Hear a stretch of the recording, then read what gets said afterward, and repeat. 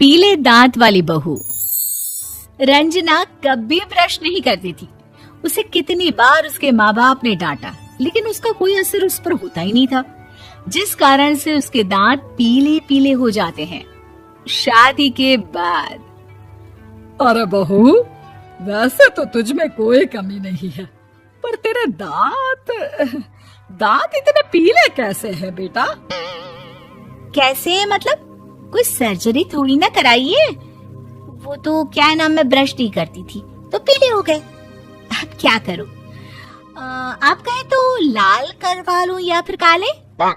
यार ये क्या है, क्यों माँ से लड़ रही हो? लड़ रही हूँ? अरे मैं लड़ रही हूँ या ये बोल रही है कि दांत पीले हैं, पीले। अरे तपस्या थोड़ी ना की है इन्हें पीले करने के लिए।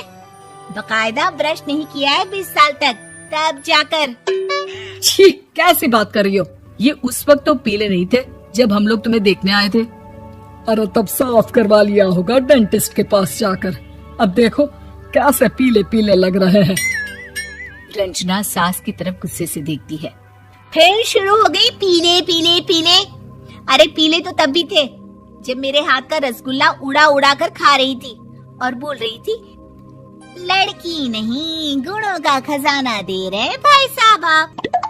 खैर, अब वो लोग करते भी तो क्या करते, पीले दांत वाली बहू पल्ले पड़ी थी तो झेलना तो था ही।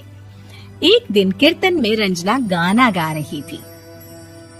अरे कमला बहन, माँ का द्वार है, यहाँ तो सब शुद्ध होकर आते हैं, फिर अपनी बहू को ब्रश भी नहीं करवाती तुम।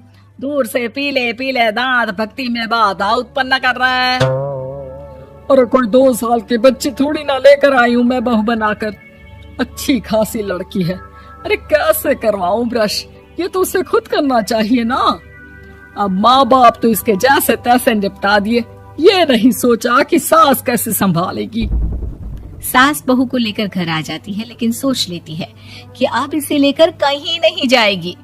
अगले रोज बहू कहती है, अरे क्या हो गया, मंदिर नहीं जाना क्या? कीर्तन का वक्त हो रहा है। मेरी मधुर वाणी से कान्हा जी जागते हैं और सोते हैं। आप तो जानती है ना उनकी भक्ति में कितना मन लगता है मेरा। वो क्या है ना, तबीयत ठीक नहीं लग रही है मेरी, आराम करूंगी मैं। तबीयत ठीक नहीं लग रही? अभी तो मिथुन के गाने पर नाच रही थी आप, और अब बोल रही है कि तबीयत ठीक नहीं लग रही। अरे भक्ति में मन लगा लो सासू माँ, ऊपर जाना है, क्या मुंह दिखाओगी आप? हाँ? सास को बहू की बात पर गुस्सा आ जाता है। मैं क्या मुंह दिखाऊंगी, इसकी चिंता तो ना कर, समझी? अपने मुंह की चिंता कर, जो ये पीले पीले दांत लेकर हर जगह पहुंच जाती है। पता है लोग कितना मजाक बनाते हैं। ना जी ना, मैं नहीं जाना कहीं तेरे साथ। तो ये बात है, कोई ना, मत जाओ, मैं अपने कमरे में ही बैठकर भक्ति कर लूंगी। ऊपर वाला दांत थोड़ी ना देखता है, मन देखता है, भावना देखता है। और अरे बस बस, तू सब कुछ दिखा, बस ये सफेद चमकदार दांत ना दिखाना किसी को, है? जा यहाँ से। बहू को सास की बात का कोई फर्क नहीं पड़ता, वो तो जैसी थी वैसी ही रह जाती है। सुबह नहाकर किचन में खाना बनाना, फिर खाना खाना, कीर्तन भजन करना और सो जाना। एक दिन, माँ जी मैं सहेली के घर जा रही हूँ, शाम को लेट आऊंगी। हाँ हाँ तो जाना, मैंने कौन सा तेरी आरती करनी है घर पर बैठकर। रंजना सहेली के घर जाती है, जहाँ वो पार्टी में जाने की तैयारी कर रही होती है। अरे शिखा, कहाँ जाने की तैयारी कर रही है? मैं गलत वक्त पर आ गई क्या? अरे नहीं यार, उल्टा सही वक्त पर आई है। मैंने ये साड़ी और ज्वेलरी निकाली है यार, शाम को इनके ऑफिस की एक पार्टी में जाना है। बताना कैसा लग रहा है ये सब? नहीं यार, इस ड्रेस के साथ तो वो वाली ज्वेलरी अच्छी लगेगी। हाँ हाँ सही बोल रही है, मैंने ध्यान ही नहीं दिया। वैसे तो हमेशा से मस्त फैशन सेंस रखती है। तो बड़ा जाती होगी ना पति के साथ पार्टी में। रंजना कुछ नहीं बोलती, बस सोचती है कि यार काश ये बात सही हो जाती, पर मैं क्यों नहीं जाती पार्टी में? क्या इन लोगों की कोई पार्टी होती नहीं होगी? रंजना घर आती है और रात में पति से सवाल करती है, एक बात बताइए, आप मुझे किसी पार्टी में क्यों नहीं ले जाते? क्या आपकी यहाँ ऑफिस में पार्टी नहीं होती? पति बेचारा क्या कहता कि दांत पीले हैं तुम्हारे इसलिए। अरे कोई पार्टी होती नहीं हम लोगों के ऑफिस में, तो कहाँ से लेकर जाऊं? और मार्केट, मॉल, कहीं वीकेंड घूमना, कहीं तो। अरे यार सारे हफ्ते में एक छुट्टी मिलती है, तो सोचता हूँ कि आराम ही कर लूं। क्यों? रंजना मन मार के रह जाती है। पहले कभी सास के साथ मंदिर जाया करती थी, लेकिन वो भी सास ने ले जाना बंद कर दिया। घर बैठी बैठी रंजना बोर हो जाती है। तभी उसे आइडिया आता है और वो मायके जाने का सोचती है। सासू माँ, 2 दिनों के लिए मम्मी के घर जा रही हूँ।